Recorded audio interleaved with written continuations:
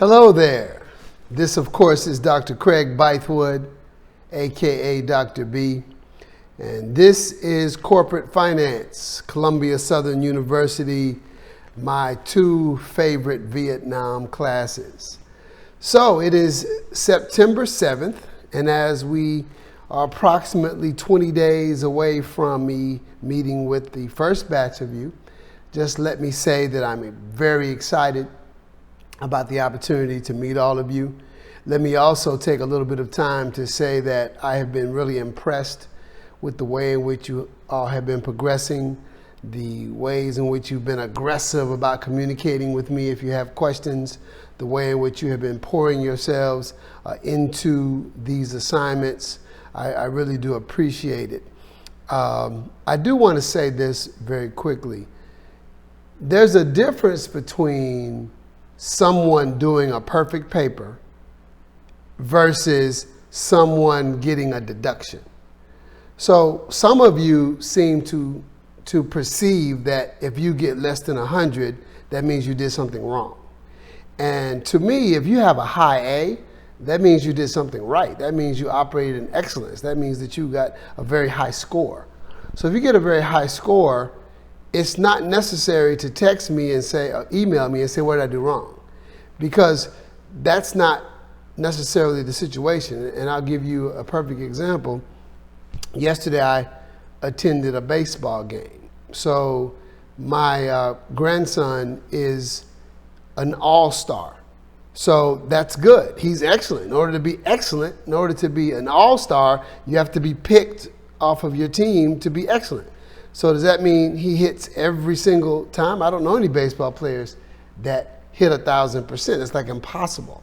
In fact, a good batting average in baseball is 40%. That's like, oh my God, you hit 40%. That's excellent. So nobody that hit 40% would say, well, what did I get a deduction for? What did I do wrong? They would say, hey, I've got the highest batting average in the entire league. So I guess what I'm saying is that if you get a 97, you get a 98, there's no rationale in saying, well, what did I get the 3 points deducted from? It's just that excellent paper is different from an excellent paper that was perfect. That's all we're saying. And I think that's enough for you to look at it, because if there is an area of growth, I always share it with you. I always put it in the feedback and say, I'd like for you to do this next time. Consider doing that next time. You did this, but not that. I'm always aggressive about that. So just want to make sure we're clear on that. Okay, we have quite a bit to cover today, and I will go as long as it takes for it to be covered. So let me give you a quick agenda of the items that I'm going to cover. I'm going to cover external financing requirements, agency conflicts, stock buybacks, dividend policy, working capital, mergers and acquisitions as they relate to, well, just mergers and acquisitions, and then supply chain management. So I'm simply going to go boom, boom, boom, one after the other to make sure that we all have what we need to understand this situation. Now, there are a lot of different terms I've just shared with you, and they're not all necessarily connected. So I think the best way to do it is to hear the explanation, look at it by itself, put a period on it, then go to the next one. So, external financing requirements. Now, one of the things that I have always said in my last 25 years of teaching finance and economics is that finance and economics takes easy, simple, logical things, makes them harder. So it's pretty easy to drive a car to the grocery store and pick up groceries. And the money that you use to buy the groceries came from a particular place, a particular source.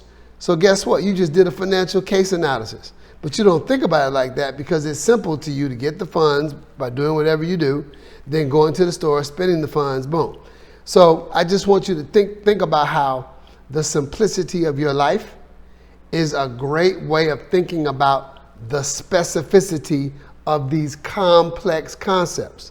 So rather than spend all of your time saying, oh my God, I don't get it. Oh my God, I don't understand. Oh my God, I've never taken finance before. Just think about it like this.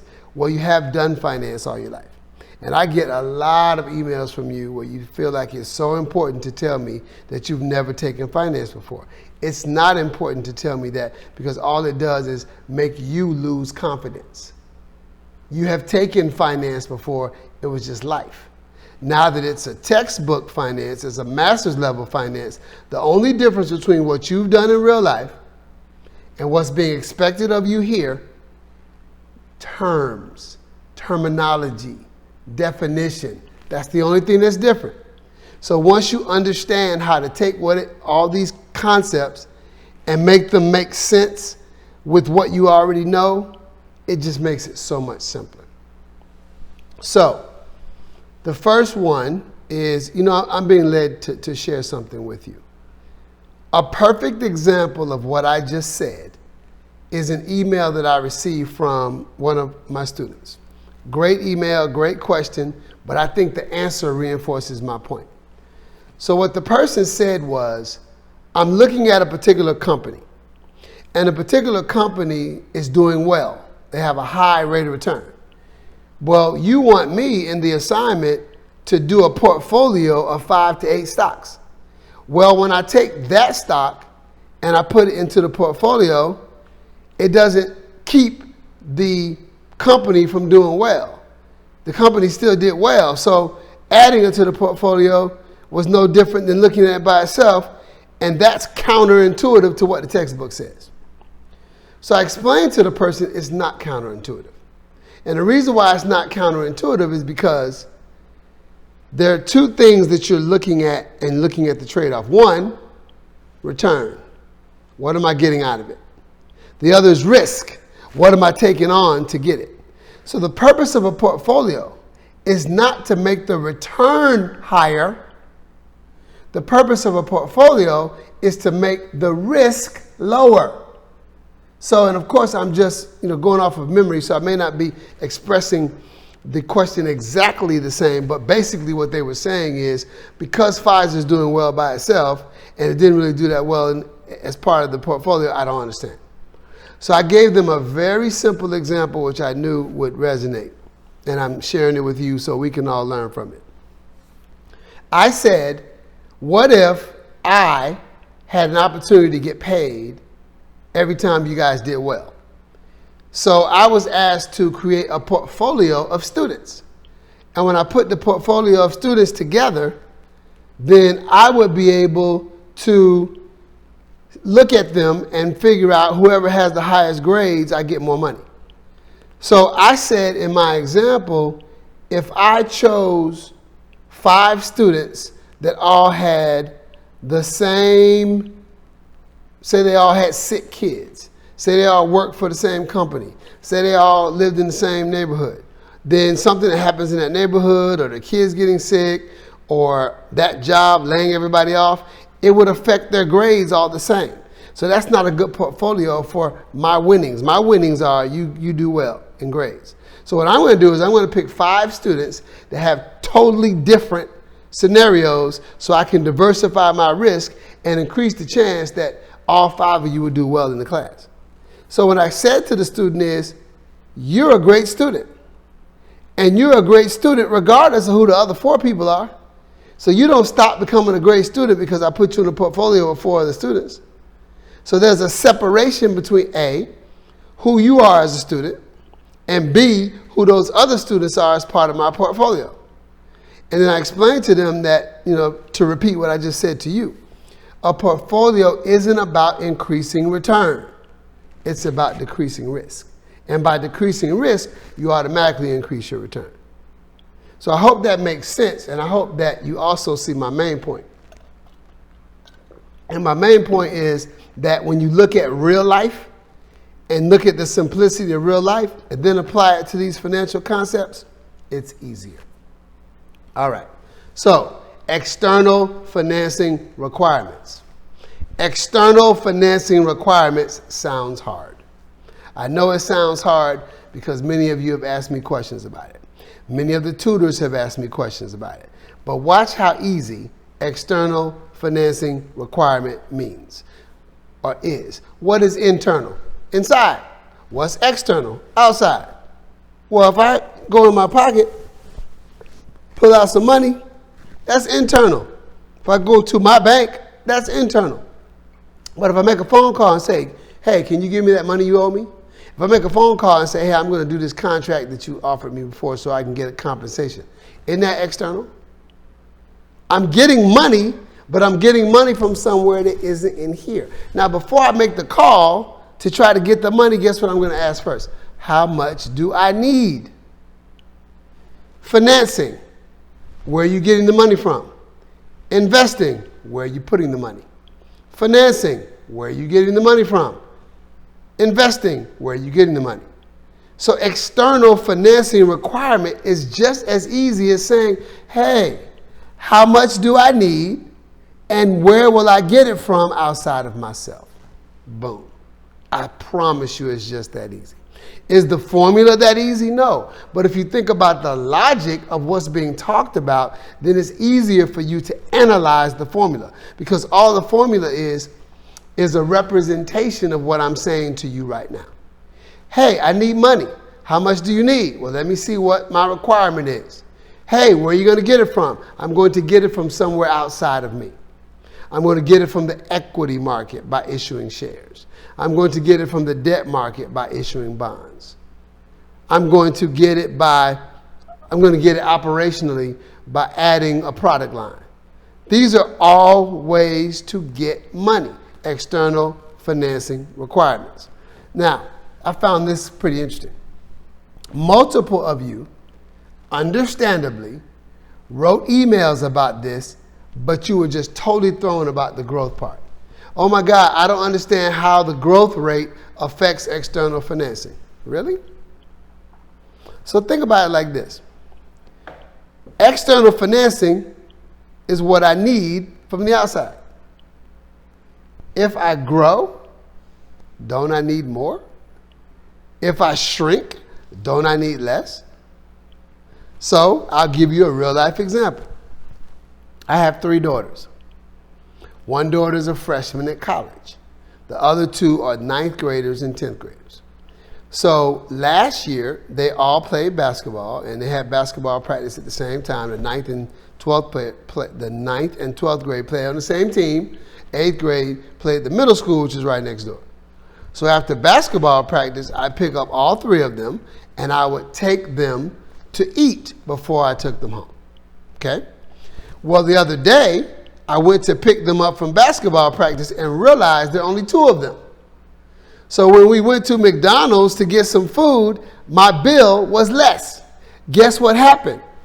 My growth rate went down. I went from 3 children to 2 children, so my external financing requirements for taking them to something to eat went down. How simple is that? Now watch this.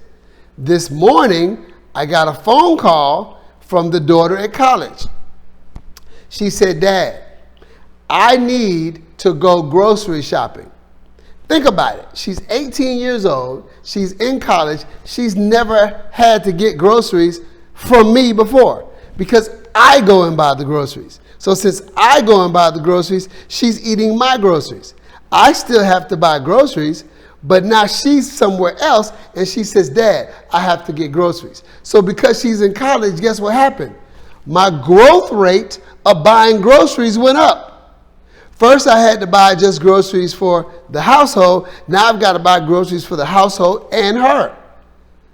So I went on my Cash App and I sent her money. Guess what? My external financing requirements went up because my growth requirement went up. I'm telling you, my favorite Vietnam students, these concepts get so simple. If you take a deep breath and just think about the logic, think about the story, think about what's going on. Multiple emails that said this. I don't understand what external financing requirements is, and I don't understand how growth rates affect external financing requirements. Now you do. External requirements is how much money I need to get from outside sources, and how the growth rate affects the external financing requirements is that if my growth rate is higher, I need more money. If my growth rate is lower, I need less money. I needed less money at McDonald's because my growth rate went from 3 kids to 2 kids. I needed more external financing for groceries because my households went from 1 to 2. Boom. All right, so hopefully that makes sense. External financing requirements, how growth rates affect external financing requirements. 2 of your emails said, may I have examples? I just gave you 2 examples. I gave you an example of a growth rate going down with reference to my 3 kids to 2 kids. I just gave you an example of the growth rate going up as we went from 1 household to 2 households. Okay. You know, I hear what Dr. B is saying, but he always makes it so much easier. Exactly. That's what you need to do. Some of the emails you guys send me are great, but quite honestly, some of them are so heavy. Oh my God, oh my God, oh my God. So the same skill that I'm showing you, you need to develop that skill when you're studying.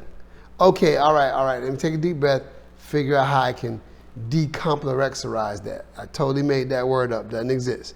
How can I make this simpler? Boom. Okay, agency conflicts.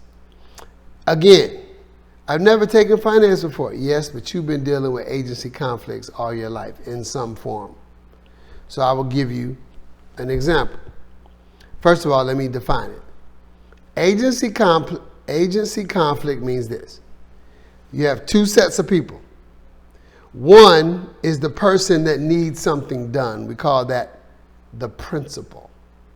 The second is the person that's getting it done for the principal. We call them the agent.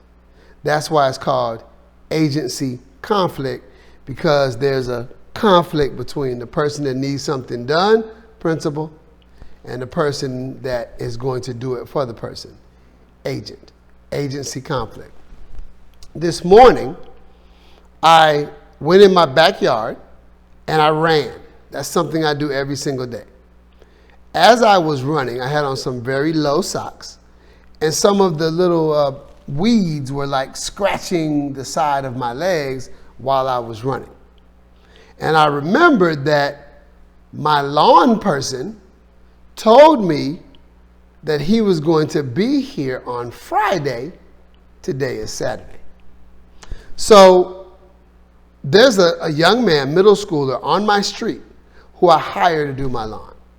I used to pay him every single week, but then I thought about it. Before I moved here, I had a professional lawn guy that I paid once a month. So if I take the weeks times 4, it's higher than the monthly amount. So I said, let me just offer him an opportunity to pay him monthly. And I said to him, I'm going to only pay you as much as I was paying the professional. If you refuse, I'll just go hire the professional. Of course, he was excited because it made him feel like he was a business. Good kid, does a great job. You know, he's a 9th grader. Bam. Well, since I started paying him per month, he hasn't been as aggressive. He'll tell me one thing, won't follow through. He'll come 3 times a week instead of 4 times a week, 3 times a month instead of 4 times a month, the way he should. Now, because this happened this morning, I'm going to have a conversation with him, but guess what? That's an agency conflict. It's an agency conflict because as the principal, me hiring him as the agent to mow my lawn, there's a conflict between what I'm doing, how I'm compensating him, and his incentive. So I get it. He's a 9th grader. You know, 15 is 15. Actually, he's 14. 14 is 14. So he's a good kid. So when I talk to him, he'll step up. But I'm just saying that is an example of an agency conflict. When you have 2 situations and one person's incentive is offset by the other person's incentive, and it becomes an issue. That is it. That is all the agency conflict is. So I'm being big picture on purpose, because the specifics of what you have to provide in your essay is you going in and applying this to a company situation. Now think about this. The main mechanism in which you analyze this from a finance perspective. And by the way, if you caught it, I just told you everything we do in life is finance. Making the decision to pay him per week versus making the decision to pay him per month, that's a finance decision. Those are the same type of decisions that you write about in your essays. So I was going to say this. When you look at this from a financial market perspective, there are often agency conflicts between the two types of investors. Bondholders, stockholders. Okay, think about it. The bondholders are getting a fixed payment. They're getting interest payments. It's fixed, stays the same. The stockholders get a dividend or an opportunity to sell the stock the more risk that the company takes on. If the company takes on more risk, just like what we just said about the portfolio, if the company takes on more risk, they have opportunity to higher return. Many of you wrote about that in your papers. So if the company takes on more risk, the stockholders like it because they can get paid. But the bondholders don't like it because it makes their positions more in danger. Let me say it again. The company takes on more risk. Bondholders aren't happy with that because they get a fixed amount and they're going to get their fixed amount regardless of how much risk they take on. So they'd rather the company not take on risk to ensure they get their fixed interest payment. But the stockholder knows that the more risk that they take on, the more the company will be able to have funds to pay them more, so they want them to take risk. Agency conflict. Now you could also say there's agency conflict between the company and the stockholders. You could also say there's agency conflict between the company and the bondholders. So what we're really saying is this. Two players. One, principal. Principal has something they want done, like their lawn mowed. Second person, agent. The agent is doing that for the person. Anytime there's an issue between the incentives between the two people and those two different sets of incentives collide, that's an agency conflict. Boom. I hope that makes sense. So in my agenda, I said stock buybacks before I said dividend policy, but I think I want to talk about dividend policy first. I think the best way to really understand dividend policy is to take a step back and understand exactly what the company is doing. What are the decisions that the company is going to make when it's time for them to say at the end of the year and they've made their money. Now, what I'm saying now could also apply to the end of the quarter, but bottom line, let's just talk about it. Now, I love taking the personal reference point that we do every day and then make that make sense with the firm. When you guys get your paycheck, you have two choices. I'm pausing on purpose because I want you to think about what you think those two choices are. Doesn't matter whether you're right or wrong, just want you to think about it. Plus, I don't hear you. So just say it out loud. The two choices that you think you have when you get your paycheck. Yes, most of you are correct. Save or spend. Save or spend. Maybe we should put this one on the board. Save or spend. So what I am saying to you, favorite Vietnam class of all time, is that you now have two choices of what to do with your money. You can either save or spend. Save or spend. Those are your only two choices. Now, I want to take these two choices that you have, save or spend, and I want to make it make sense to the company. So I'm going to put firm right next to two choices. I'm going to put firm right next to two choices. Then I'm going to put save and put the word reinvest. And next to spend, I'm going to put the word dividend. Now, the question I asked you is, what do you do with your paycheck? Doesn't the paycheck belong to you? Aren't you the owner of the paycheck? Yes. But in the corporate world, who are the owners? In the corporate world, the owners are the stockholders.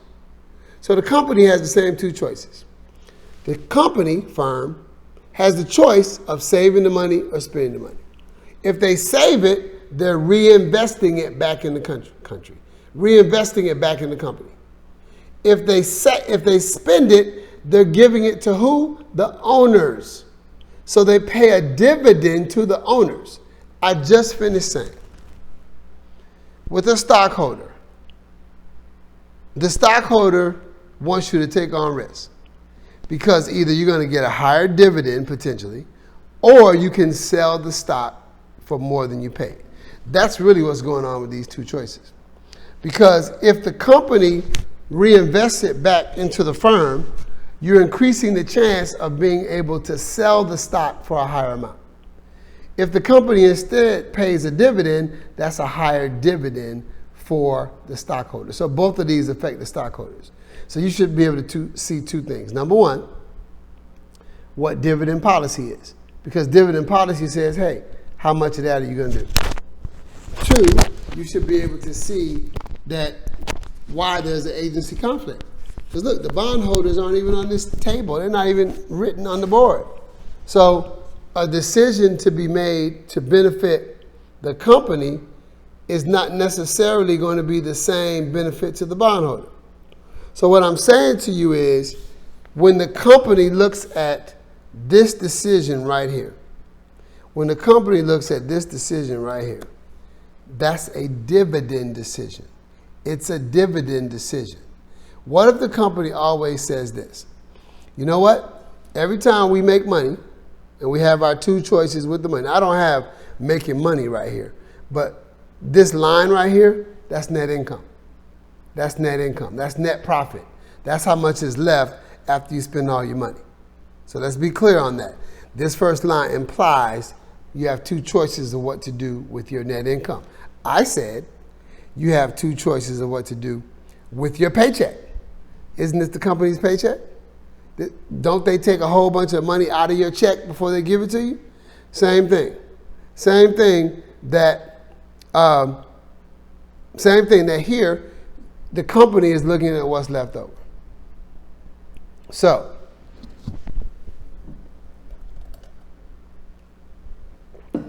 basically what's going on is this. What if I decide as a company that I am going to take 30% of this money and pay it to the shareholders, no matter what. No matter what this amount is, I'm going to take 30% and I'm going to pay it to them. Guess what? That's a dividend policy. What if I decide that every time I get paid, I'm going to look at how high it is, how much it is, and I'm going to reinvest a certain amount, a certain dollar amount. Anything that's left over, I'm going to pay in dividends. That's a dividend policy. What if I decide I'm going to pay a dollar amount for dividends every year or every quarter, and then whatever's left, I'm going to reinvest it back into the company? That's a dividend policy. So dividend policy is just simply you making the decision of what you're going to do. I'm talking about the company, not the investor. The investor receives the dividend. The company decides what's going on. So one of the things that my daughter in college said to me the other day was, she said, Dad, Mom was giving me a certain, and me and her mom are not together. So she said, Dad, Mom was giving me a certain amount of money every month. I didn't know that.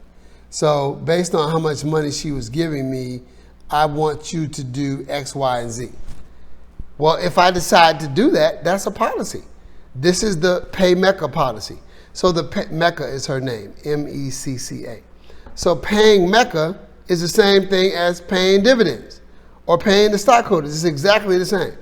So again, let's make it simpler than it is. All we're saying is let's figure out what we're going to do to pay the dividend. Let's figure out what our policy is going to be on how to pay. So dividend policy, if that sounds simple to you, it is. It's very simple.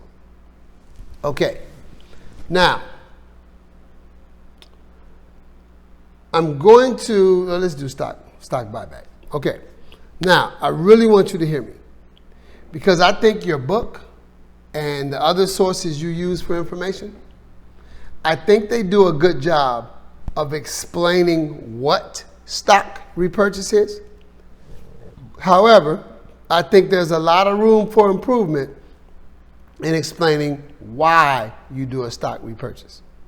So I need you to understand this from the perspective of the company. Many of you have already handed in the essay on this. Some of the explanations you gave about stock buyback really didn't catch it. And in most cases, I didn't take off because I went back and looked at the book, and all you did was kind of repeat what's in the book. So the book doesn't really go to the background. So in some cases, I corrected it. In some cases, I didn't, depend on how close you were. But I want you to understand what stock buyback is and why I do it. Now, the first starting point is this. I, as a company, I'm issuing shares. I'm issuing shares. Why do I issue shares? I issue shares so I can raise capital. So that's the first step. I issue shares. I'm issuing shares. I'm the company. I go to the market and say, hey, market, I want people to invest in my company. If you want to invest in my company, then you give me you give me money for a piece of paper that represents ownership of my firm. And then based on that, I will do two things. I will pay you a dividend or I will make some decisions that will allow you to make more money. That's what we just finished talking about. That's my dividend policy. Now, the second step is, because I issue shares, and sometimes companies do it over time. Like say, Procter & Gamble is a company that's been around since 1832. So they have issued shares 300 times. So that's a lot of shares out there. So the second thing you do is, based on the fact that you've issued shares over time, you now have a certain number of shares. There are a certain number of shares out there. Now, let me be honest with you. As a consultant, I have had projects where I've helped companies decide whether or not to issue shares. So here's the real truth. When companies are doing analysis on themselves, or when other people are doing analysis on them, one of the main components that companies look at is per share. Per share. What do you mean per share? In other words, there are many financial ratios that look at certain dollar amounts or certain financial statement amounts on a per share basis.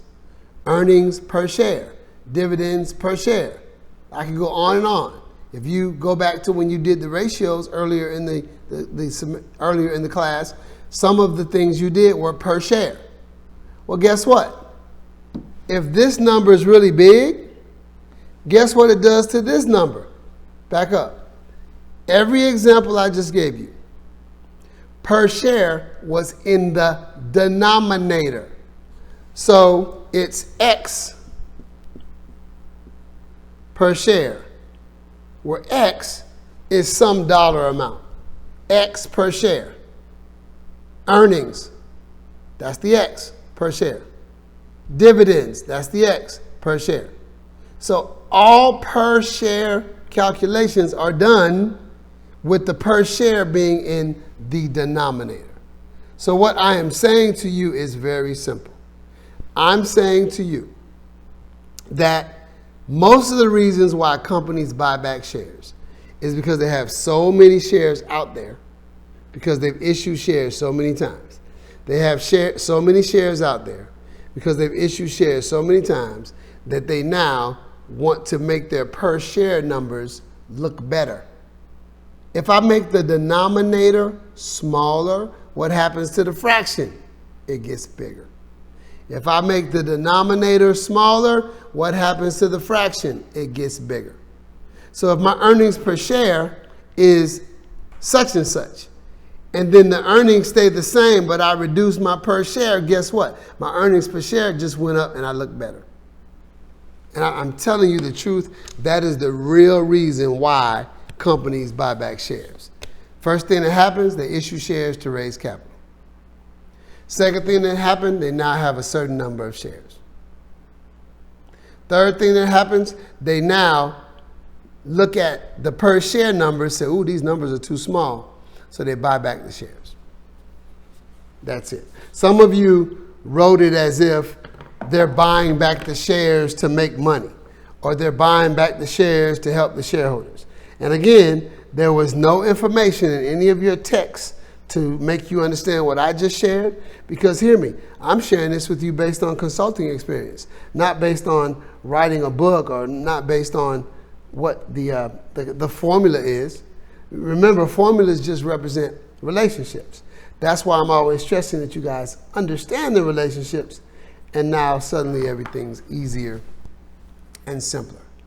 So we're rolling right along. So just pause for a second. Let's take a breath. And we see that we've done external financing requirements.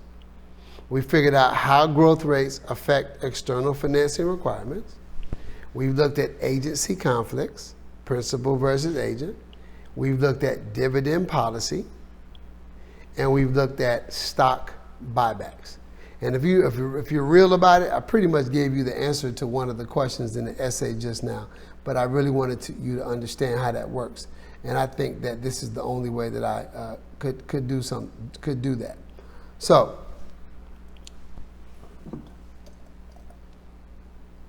the next thing we want to look at is we want to look at working capital. Now, I probably could explain this a little simpler than I'm about to, but I really want us to feel comfortable about this.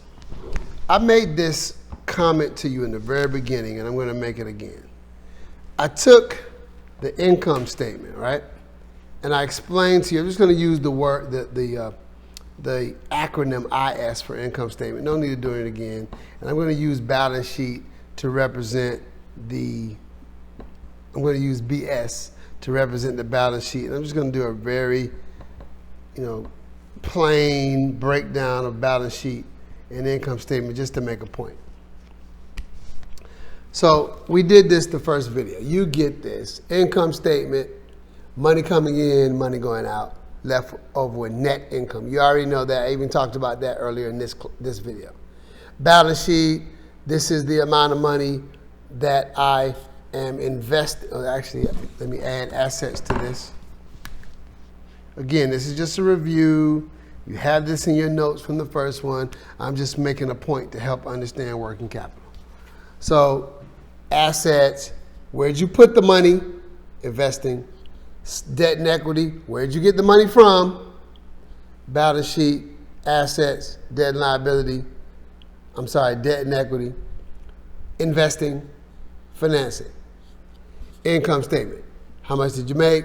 How much did you spend? Blah, blah, blah. What's left over? Income statement. How much money did you make? How much did you spend? What is left over? Now, hear me. When you look at this, these are long-term decisions. I'm going to buy equipment. I'm going to invest in a building. I'm going to purchase a fleet of trucks. I'm going to create distribution centers, long-term. I'm going to issue stocks. Long-term. I'm going to issue bonds, 20 years, 30-year maturity. Everything over here is long-term. But everything over here is operational. How much sales do you have today? How much did you spend today? I can do all of this on a daily basis. So another way of looking at it is, one of the things that it asks you to talk about in the mergers and acquisition essay, the final essay, is to talk about statement of cash flow. I never talked about statement of cash flow, but I shouldn't have to. You know why? Because it's as if these two statements had a baby. The statement of cash flows has three components: investing, financing, and operations. Let me say it again. The statement of cash flows has three components: investing, financing, operations. Watch this. Investing, financing, operations. Investing, financing, operations. So I didn't have to talk about the statement of cash flow because it's right there involved in these two statements. So my point is this. This is long term. Some of this is short term. What do you mean some of this? Because you're going to make sales every day. You're going to spend money every day. So working capital is about the short term side. I'm not saying working capital is about the whole income statement. I'm saying because you have short term decisions to make, working capital deals with the short term decisions. So the difference between working capital and capital is that working capital is short term, capital is long term. Think about it. We just talked about external financing requirements. Well, with external financing requirements, you're talking about capital. Where am I going to get the capital? So I'm making this distinction between the income statement and the balance sheet so that you can understand this a little better. That is purely my goal. Now, having said that, let me give you a real life example to explain to you the way working capital works. So I've mentioned to you before that I coach girls basketball. All three of my daughters play basketball, and I've been coaching at their local high school for about 2 years, and I've been coaching their travel basketball teams for about 6 years. So one of the things that comes up a lot is that I also am on the board of directors. I work for the board that runs called Tampa Thunder. Tampa is the name of the city I live in, Tampa, Florida.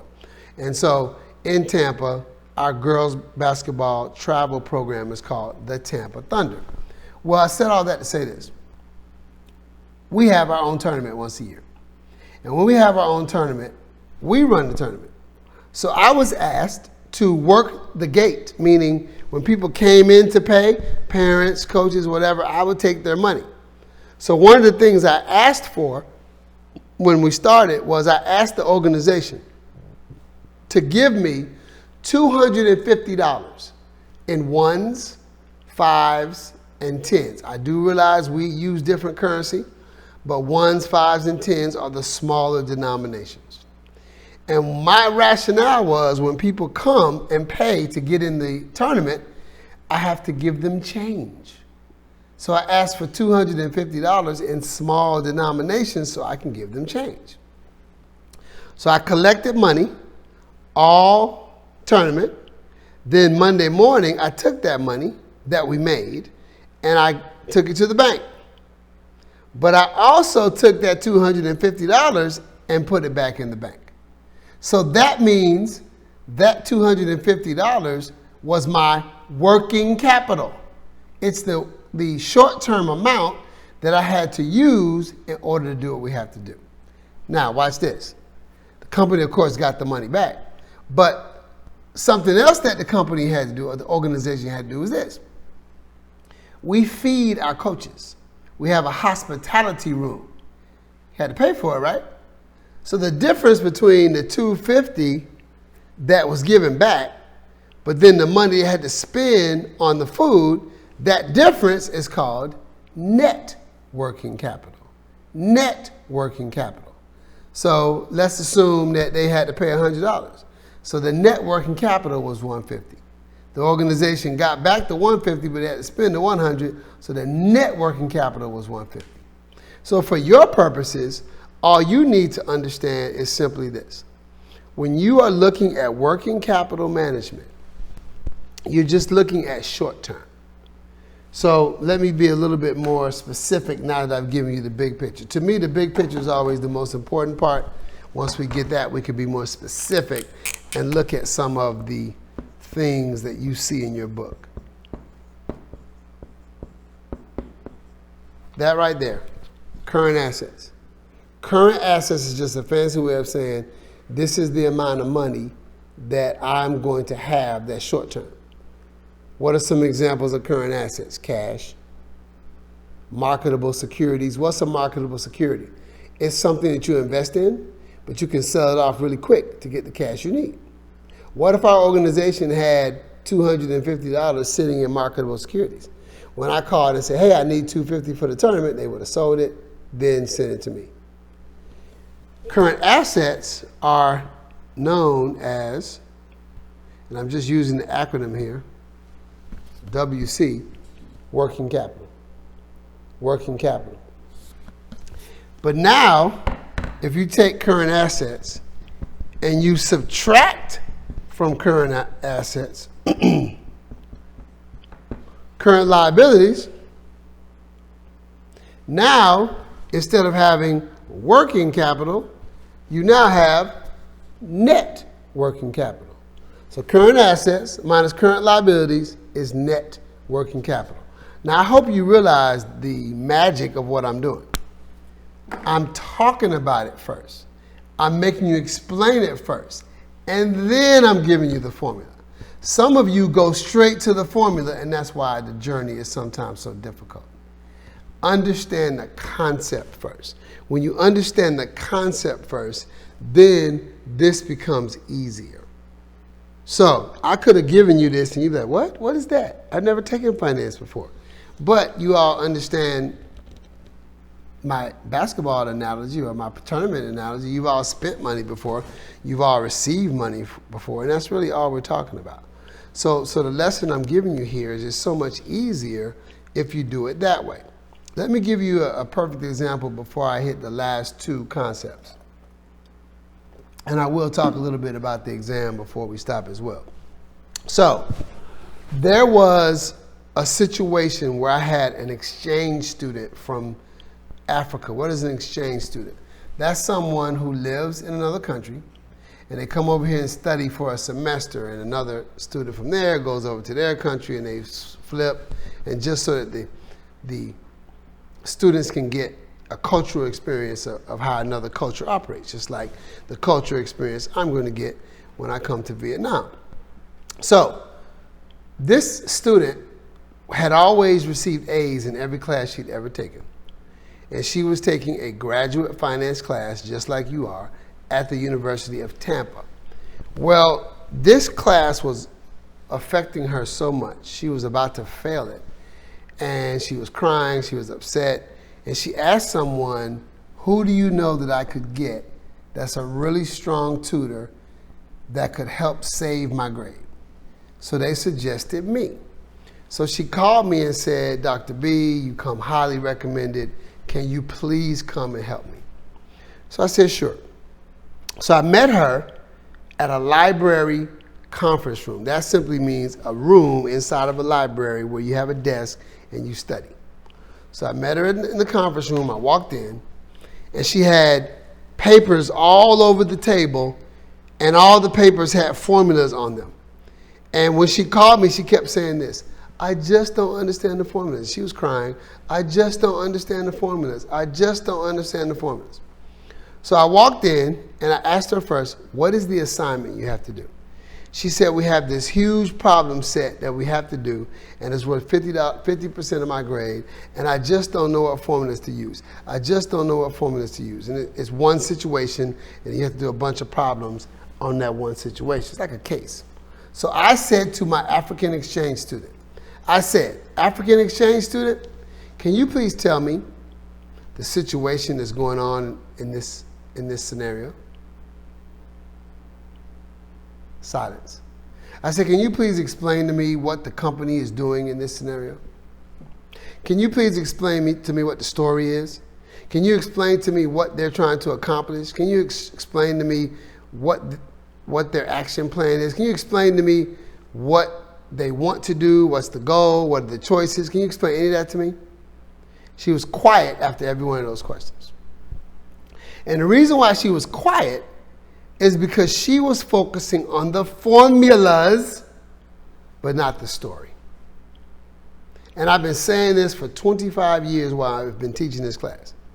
If you focus on the story, the formula takes care of itself. If you focus on the formula, you just made your life more complex.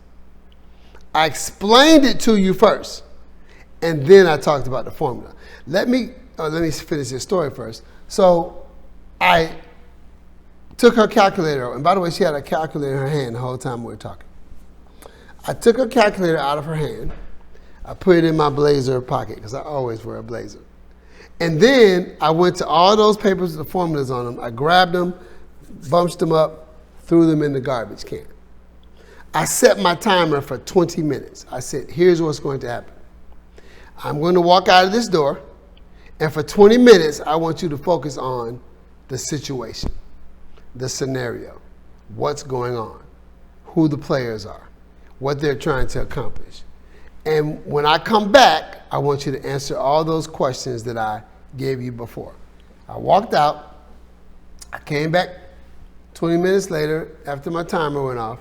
And when I tell you there was a calm, sweet energy inside of that room, it was totally different. Her shoulders were relaxed.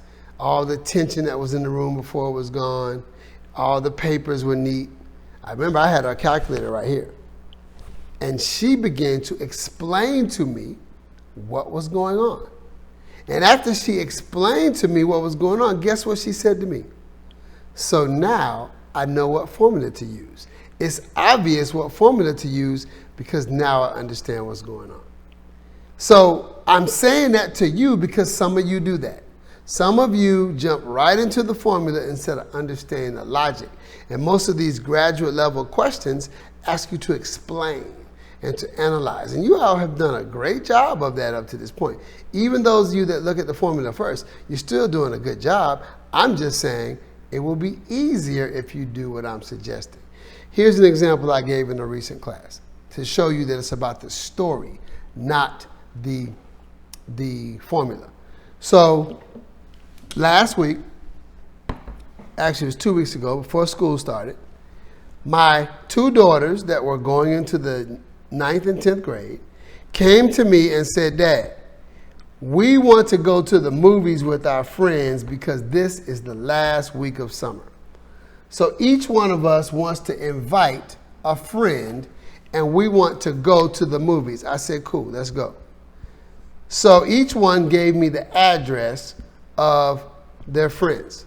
When I got in the car, my two daughters were in the car with me. Then we picked up the first one. Then we picked up the second one, and now we were on our way to the movies. I bet each one of you know how many girls were in my car. I bet each one of you understood that I started with my two, then picked up another two. But would anybody do this? Would anybody make this a formula? Dr. B told us a story about 2 + 2 = 4. No, he didn't. He told you a story about going to the movies and each one of his kids wanting to have a friend. But you know that it was 2 + 2 = 4. So formula first makes it hard. Story first, formula second makes it easy. All right. Your final proposal, your final essay is looking at mergers and acquisitions. This is a perfect example of situations that appear hard, but they're really easy. If you're married, you did a merger and acquisition. You had one person and another person. Both of you had your own situations, your own money, your own scenarios, your own stories. Guess what? Y'all came together. And there were certain things you had to analyze when you came together. Bam. That's mergers and acquisitions. So the financial statement piece, you get that because you learned that in the first video. So what you're doing is you're simply looking at the merger and acquisition piece and you're analyzing some of the situations that go on. Well, I really do like my analogy about the marriage because you're looking at how the marriage is going to be executed or how some of the infrastructure behind the marriage is going to be executed. Now, I like to keep it positive, but this is just such a perfect example. I'm divorced. So when I got divorced, there were certain things that had to be analyzed or decided, or this goes here and this goes there, and we'll put your name on this and my name on that. There was a lot of stuff that had to be done. And when you do that, it's just like a divestiture. It's just like the opposite of a merger and acquisition. So if a company decides to divest a part of their company, that's the opposite of mergers and acquisitions. If two companies decide to come together, it's a merger. If one company decides to bring on another company, it's an acquisition. So just look at it in its simplicity. I've got these organizations that are making decisions, and those decisions affect people. There's impact. So based on that, you need to figure out how to do it. That's all we're talking about with mergers and acquisitions. So keep it as simple as it is when you make the analysis. So here's a piece of advice. People sometimes pick companies based on who they like or who they want to look at, but I think you should pick it based on what's the easiest to analyze. What's the easiest to analyze? If you've got a company and you've got to work hard to find the data, why put yourself in that position? I want to pick a company where data is readily accessible. I had someone email me and say, well, I picked this company, I'm having trouble finding the data. Okay, I get that, but what can I do about that? There's nothing I can do to make the data be easy, but I can suggest you pick a company that has the data that's easy to find. So the final comment in terms of our list, supply chain management. Supply chain management is a perfect example of situations that are made harder than they have to be. Supply, how am I going to get it? Chain, what is going to be the chain between what we do? You know what I just thought about? I technically gave you a supply chain management example when I said, first you issue shares, then you look at the number of shares, then you buy back. That's a chain. So the only difference between that chain that I just expressed and the supply chain is the supply is more specific because it deals with a product. So right now I'm just looking around my desk to find a product. So there's some glasses here. Well, these glasses right here, or this part of it is plastic. Let's assume this part is glass. So somebody had to develop the plastic, and then once they developed it, they sold it to someone who was going to form it as an eyeglass, and they sold it to someone who was going to put it together as an eyeglass and sell it to me. That's supply chain. I could do the same thing with glass. Somebody created the glass and produced it and developed it, and they sold it to someone who sells it to the glass people who put it together, and then finally I bought these at Walmart. These are readers. So that individual sold it to Walmart who could sell it to me. Supply chain management. Supply chain management is simply just going through the process of how things get to where they're going. Sometimes it deals with different companies the way I just did. Sometimes it's the same company. How do I go from my basic supply or my basic raw material and then build it to the point where it's a finished product, and then how do I get the product to whoever's going to buy it? Supply chain management. That is literally all that means. Now, the exam. Your exam will be multiple choice. Do not email me and ask me how many questions that is. To me, that's an irrelevant question. Why? Because if you know how many questions there are, when you're studying, you divide the material into the number of questions instead of studying. We're not learning to take an exam. We're learning so that we could be better managers. We're getting a master's in business administration. We want to master it.